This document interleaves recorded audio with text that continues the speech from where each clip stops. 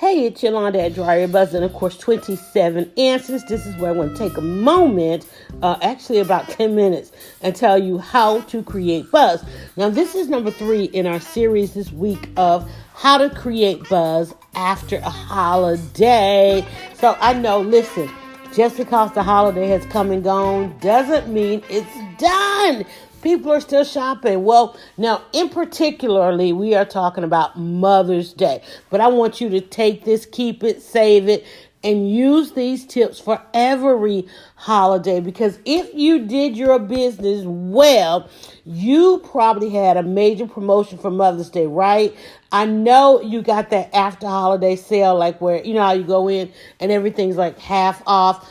Or I know you had those good gift cards, those great gift certificates, and you are now meeting your new customers. Because I know you know how to create buzz, at least to that level where you have got the new traffic coming in. You're getting those referrals, all those moms that got those great gifts from you, and they're referring their friends. Or if you listen to the one we did before now, where you heard about the tips we gave, if your product does not necessarily fit in the gift category, you are now attracting those in who have gift cards to purchase your product. Because usually after the holiday, we kind of come right back down to reality and we start looking at, what do I need? What do I really need? I know there's things I want. There's things I wanted others to splurge and get me, but now I have to be reasonable and practical, or I'm still thinking about splurging. It all depends, because the one thing that people want to know about you is, how do I become your customer? And they're out there, they're scrolling, and they're looking on their friend's timeline, and they're seeing, oh, so-and-so got this and that.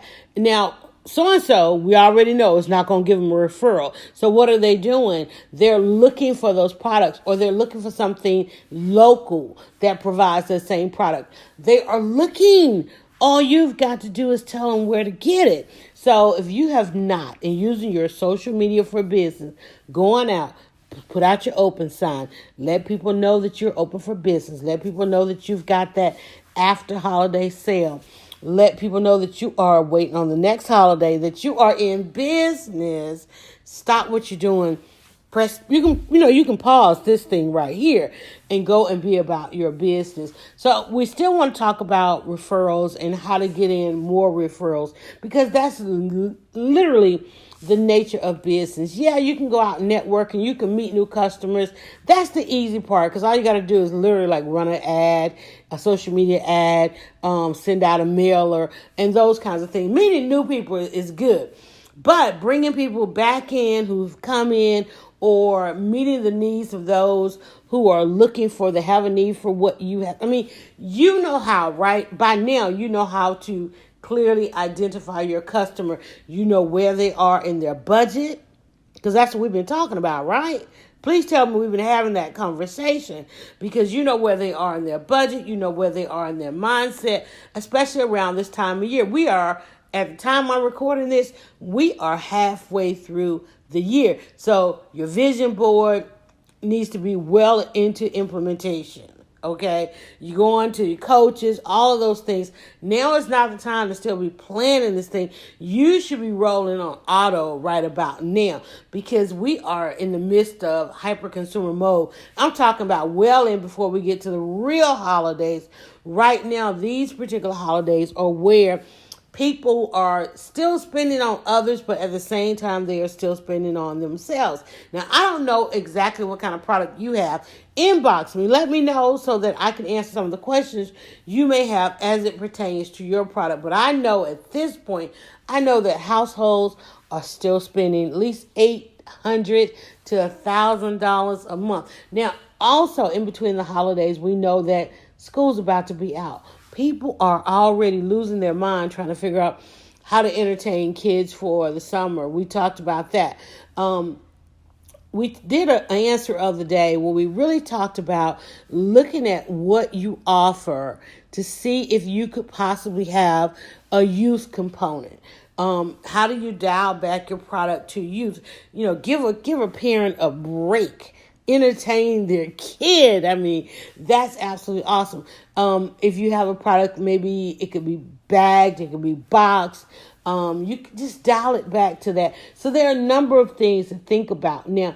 And listen, I would really love for you to work on some of these ideas as it pertains to next year. I really hate to think that you need to get this done for this week, because I don't want you to be in that position. I don't want you to just think, this is why I'm using the word holiday, because I don't want you to just think about the holiday that just passed, because we have got graduations, weddings, Father's Day coming up. Then we've got, of course, some great travel holidays as well, before we get into those holidays that comes at the end of the year in those last 3 quarters. So think about it, because people are about to lose their minds as far as summer. Responsibilities are about to go out the window. Not until about a couple of months from now, July, are people going to kind of get back into thinking responsibly, because, right now it's about things that pop up, things that come up. How well are you at being a solution to something that's going to pop up for a family? Can you anticipate that? Okay, last minute. Can we start thinking about how does your product fall into the category of being a solution for last minute, right? Because everybody wants to listen, turn it off. Everybody wants to turn off the brain, turn off the responsibility. They want to get out and enjoy themselves. But how does your product or your service fit into that? If not, you're going to feel the pinch, okay? Now, we want to bring that back to referrals. Who is the best source for your referral? We're talking about a little bit more than networking. We're talking about answers here. In going through the summer months, let's think about that, because we're going to go into talk. And I'm probably going to stay on referrals a little bit longer. But going into the summer months, who is the best for your referrals? Is it your friends list, your timeline, your family, your networking? One of the things that happens to networking events in the summer now, if the networkers have been your bread and butter, let me tell you what's going to happen during the summer. I mean, people are traveling, they're going to conferences, and it's about conventions and those kinds of things. But if your regular networkings, it's going to be a lot of different faces in there. People are going to be taking time off for vacations. Have you thought about that? How is the vacations and so forth going to impact your referral? So this is where you might want to amp up some incentives. You might want to amp up speaking more about your discounts, because everybody's going to be thinking about saving money. I need to save money right now. Got kids going to camp, got vacation time coming up. I don't want to think. Customers don't want to think at this point. Here's a way. Here's the money saving tip. If you see a downturn at this time during the summer months and people are not going to spend, you can offer them a way to kind of hold their place, hold their space, lock in. So maybe rather than losing them as a customer altogether over the summer months. How many of you have gone in and put a number of your subscriptions on hold?